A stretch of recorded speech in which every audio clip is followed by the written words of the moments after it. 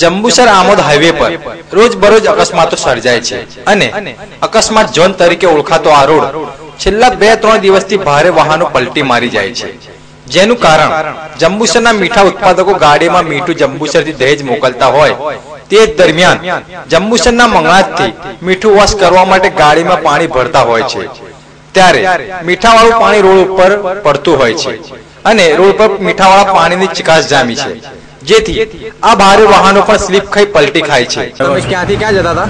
ભરૂચ જતો તારાપુરથી ભરૂચ જતા હતા, એટલે આ ગાડી કેવી રીતે સ્લીપ ખાધી? રસ્તામાં ચિકાસને લીધે એકદમ બ્રેક મારી અને ગાડી રેલાઈ ગઈ એની જાતે। તો ઓટોમેટિક ગાડી રેલાઈ ગઈ ચિકાસ? હા, ચિકાસને લીધે થોડીક જ બ્રેક મારી, સ્પીડ બી નથી। એવું છે।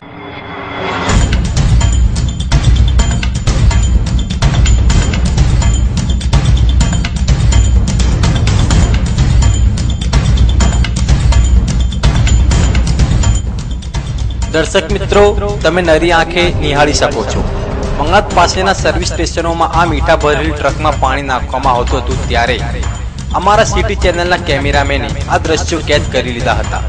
રોજબરોજનો ચાલતો આ ધંધો છે, ટ્રકમાં પાણી નાખવામાં આવે છે અને મીઠાવાળું ચિકાસવાળું પાણી ટ્રક રોડ પરથી પસાર થાય છે, ત્યારે ચિકાસવાળું પાણી રોડ પર પડે છે અને ભારદારી વાહનો પલટી મારી જાય છે, ત્યારે જાનહાનિ અને માલહાનિને નુકસાન પહોંચે છે, ત્યારે વાહન ચાલકો ખૂબ જ મુશ્કેલીમાં મુકાયા છે।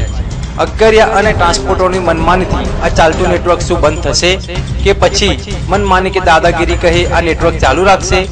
આવા તત્વો સામે તંત્ર દ્વારા સખ્ત પગલાં લેવામાં આવે તેવી લોકમાંગ ઉઠવા પામી છે।